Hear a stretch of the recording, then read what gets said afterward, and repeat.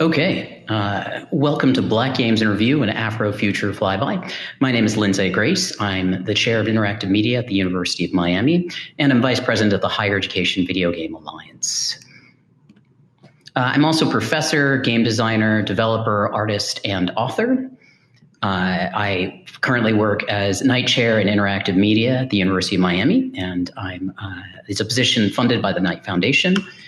I've created and directed 2 academic game studios, one at the American University, and the other at Miami University in Oxford, Ohio. I am a solo game designer, developer, and artist. I've produced 25 plus different games for mobile, web, and PC. I've also done some commercial solo dev. A couple of my games I ended up in the App Store's top 100 for arcade games and puzzle games. Some of the icons for those games are shown here on the left. And I'm an awarded game designer for a variety of designs that I've done in collaboration with students, in collaboration with other designers, and in collaboration or as part of some of the studios that I've run. Most notably, in 2019, I was selected as the Games for Change Vanguard Award winner at the Games for Change Annual Festival. And I've been a lead curator and co-curator for a variety of exhibits around the world, from Scotland and Germany to the Smithsonian American Art Museum in Washington, D.C.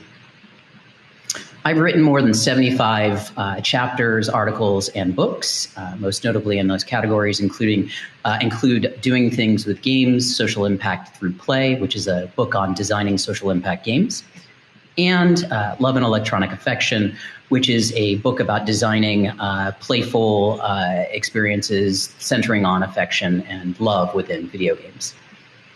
I've also done work with people like Susan Gold to help document the experience of game jammers. We created a book called Global Game Jam Stories, where we collected the stories and observations of people who were central to the early generation of game jams, Global Game Jam. And I'm currently working on a book tentatively called Black Game Makers, which is designed around helping document Black game makers and the games that they make. So this work is supported by the Higher Education Video Games Alliance and the Black Game Makers Association, and the book will be published through Carnegie Mellon's ETC Press. It's also supported by the Interactive Media School of Communication at the University of Miami. And I just want to highlight, if you're unfamiliar with the Black Game Makers Association, it's actually founded by a fellow named Lamont Harrell.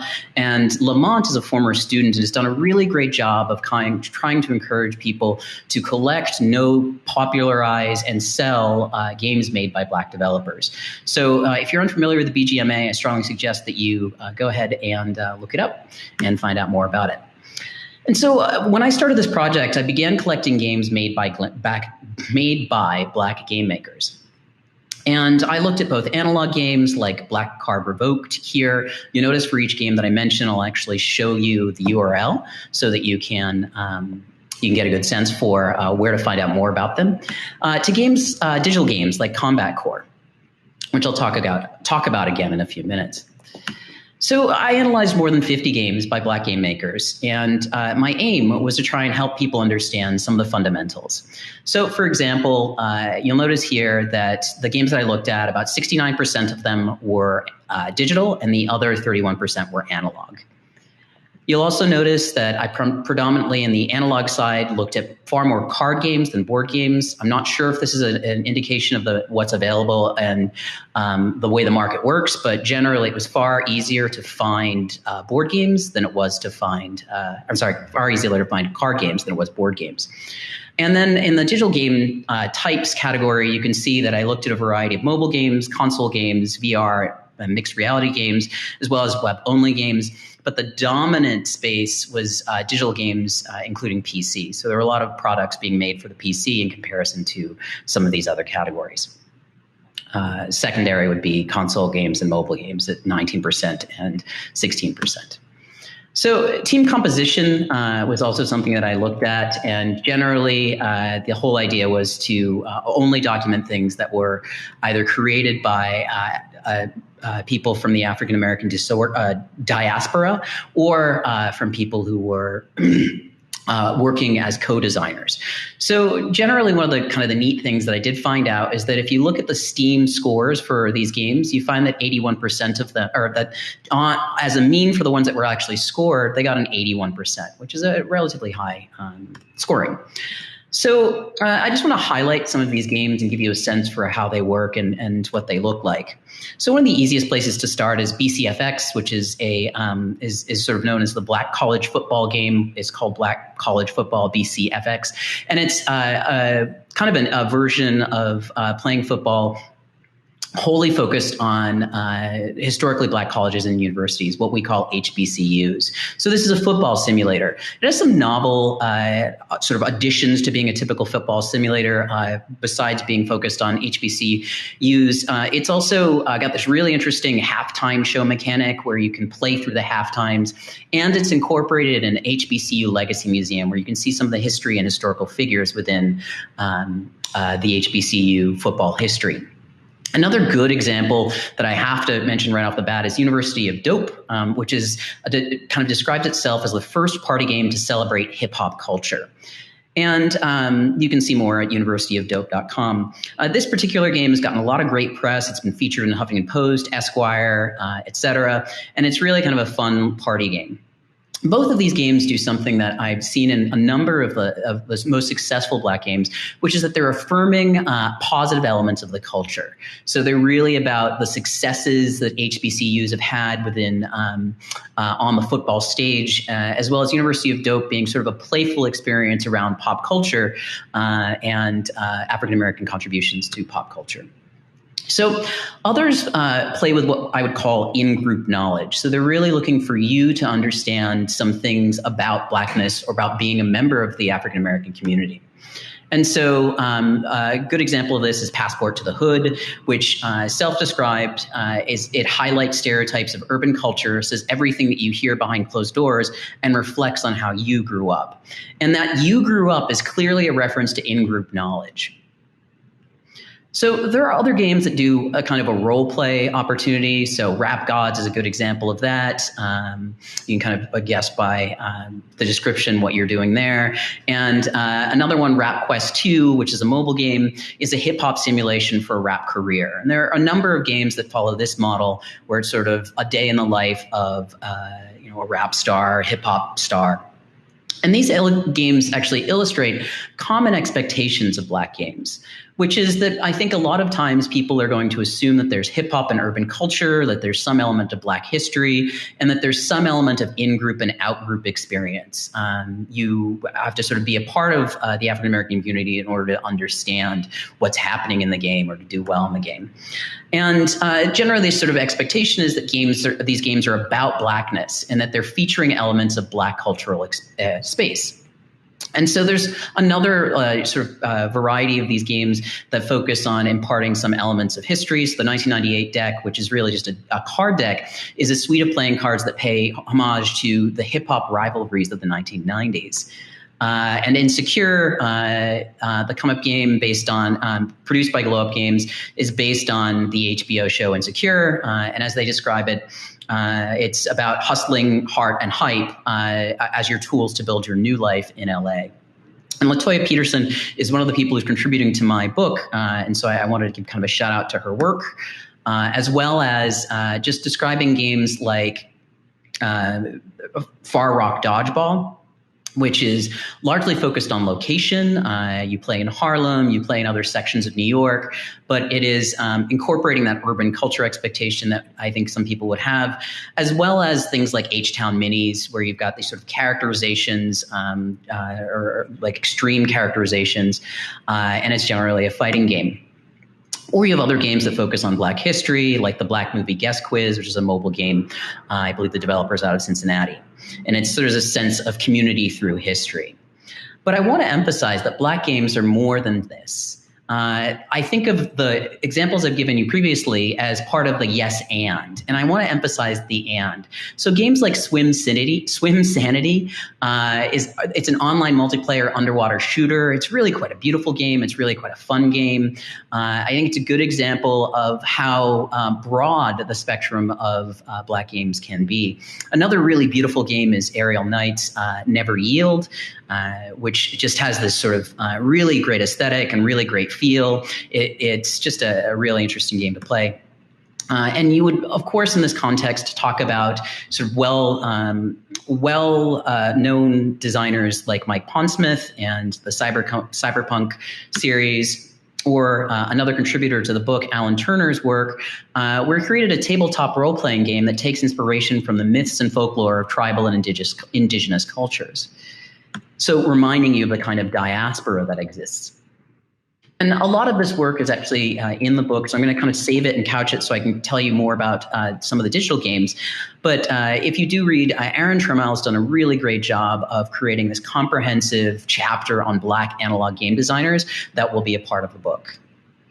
But I could also talk about another contributor, Boris Willis, who's mixing games and dance. So again, if you're thinking about all the ways that Black games are created, there's really quite a variety. So I want to take this opportunity to talk about Black game makers. And I basically started meeting with people and listening to some of their observations, some of their experience, some of their motivation. And there was one theme that seemed to be repeated every time. And it was that not enough people tell our stories. And I emphasize that in quotes because it was something that I heard often over and over again, that the stories of Black game makers just weren't being heard, their experiences weren't being shared. And so I've tried to make a space for their stories to be told both here in this talk and also in this particular book. And I'm going to give my story as a case study to kind of position and help you understand who's giving this presentation and perspective that I come from. But also because I think it helps you understand some of the experiences that I've shared with other developers. So I'm a Cape Verdean American. If you're completely unfamiliar with Cape Verde, there it is on the right-hand side. It's a little tiny country off the west coast of Africa. Yes, that's Africa on the right. And I grew up in Massachusetts, very kind of far from Cape Verde, but nestled in one of the largest Cape Verdean populations in the country. And I've been making digital games off and on for 20 plus years. And I have a variety of experiences that have to do with the way that I've built games. But when I started making games, I think one of the most important things to note is that I was the only child in our subsidized housing project shown on the right with a computer. So it's a good example of what I've seen several game developers mention, which is that I, like the other game designers, and I'm refraining from giving their stories because I want you to read their stories and hear them directly from them, but 90% of my childhood friends owned or played a console game, but very few of them made games. They all played, but they didn't really make games. And so if you look at some of the data, according to Pew Research, African Americans are the most likely to play video games of any of the ethnic groups that they looked at, particularly amongst teens at 83%. In comparison, those who self-identified as white were 71% likely to play video games, and Hispanic teens were 69%.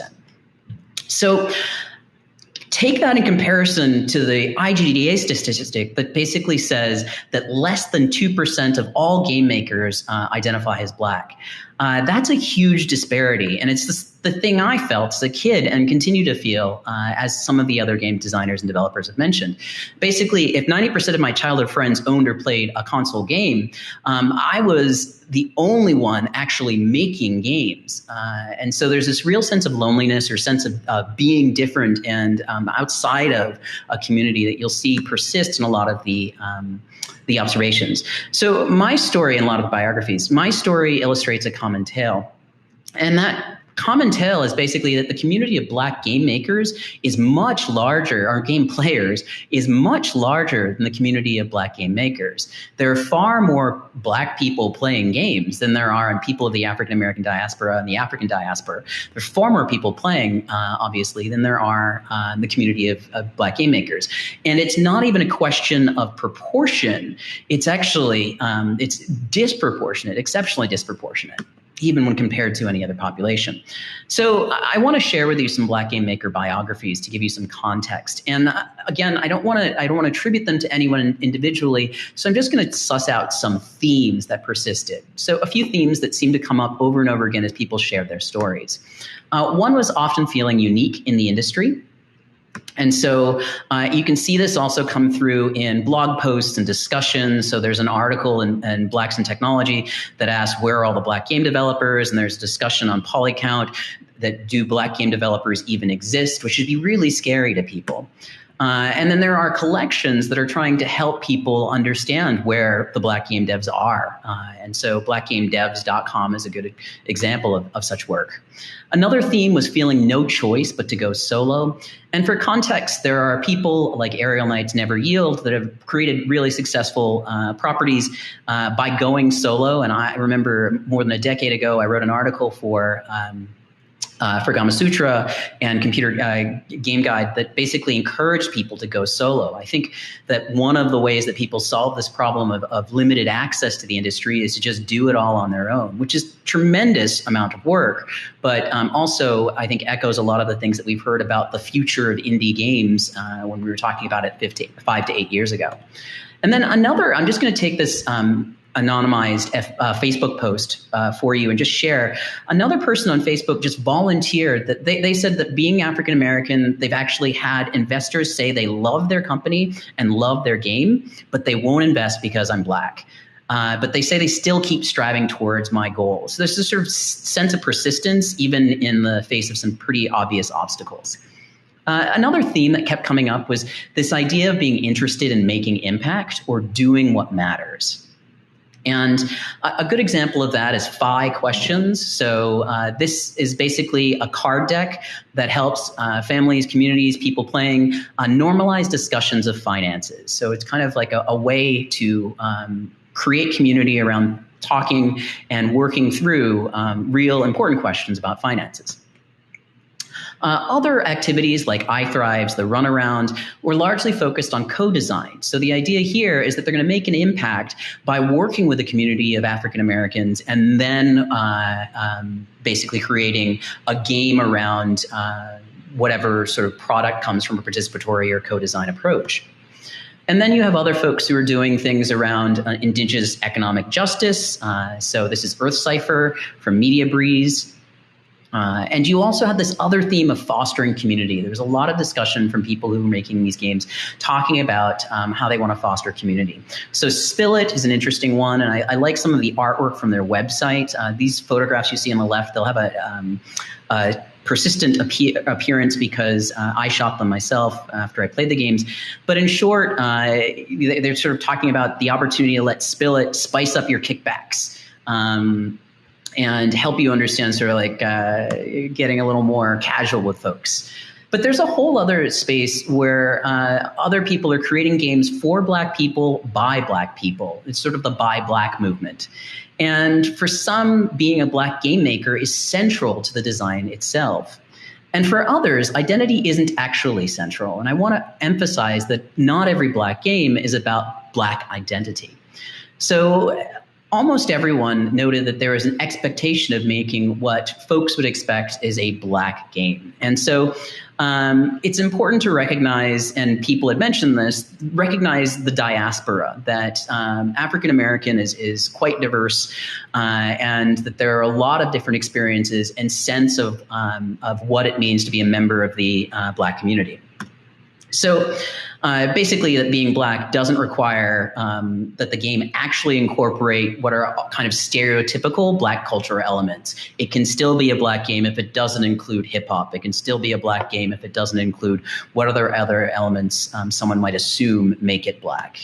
And so examples of this, things like Sky Temple Stack, a nice mobile game, quite pretty, are examples of that, as is Tiny Bird Garden. Here's Tiny Bird Garden Deluxe being shown. Really interesting game, very different. Or Museum Multiverse, to make sure I show you at least a few VR games. Another VR game is basically Run Die, Run Again, but it's a first-person parkour game. Another really beautiful game by Retro Ninja. And we've got other games on the sort of the independent side that focus on other like themes that are related to social impact. So Operator is basically about a journalist that has to use her police scanner to keep her sister out of harm's way while an intense protest becomes increasingly unsafe. You can see the URL there. I encourage you to play it, get that experience. And generally, I want to help people understand that Black games are as wide and diverse as the people that actually make them. And it seems so obvious to state this. It seems like I shouldn't need to state this. But in talking to people, especially folks who weren't familiar with Black games, what I found is that this is a surprising observation and news to people, unfortunately. So, for example, Black games include art themes. So this is Artifacts 2 by Fazero, which is self-described as a game about the entanglement of trauma in the mind and body. And this was an Indiecade finalist or an Indiecade selection back in 2018. Really interesting game. Or religious themes. So When I Get Free is a Christian Bible-themed playable graphic novel that I think illustrates how these things can be integrated into gameplay. And then we have a bunch of other games that are sort of new takes on old mechanics, as I've sort of done these analyses. So Rage Ball, for example, I like its tagline, anything else is just Pong. But you can see some familiar mechanics and then some changes there. Or I think you'd kind of be under a rock if you hadn't heard about Treachery in Beatdown City at this point. But really different set of experiences. Or Combat Core is another game I think I'd reference here that I think is really interesting and available. And then there are even games that maybe aren't just flirting with interesting new mechanics, but are also just fundamentally distinct experiences that may, and I want to emphasize this, may incorporate themes of Blackness, but not in the ways that we would, I think, people would expect. So it's not about saying, oh, look, I have a person of color as my main character, but there are experiences like the entanglement of trauma that come through in really interesting ways. So Hex Gambit's an interesting game I would encourage you to take a look at, as is Chrono Ghost, really sort of pretty platformer. Or for something really different, consider something like Galactic Bar Fight. Weird Kid Studios produced this. I just want to kind of wrap up with some closing thoughts and give some sense of sort of what's next and just kind of help you reflect on the situation of Black games these days.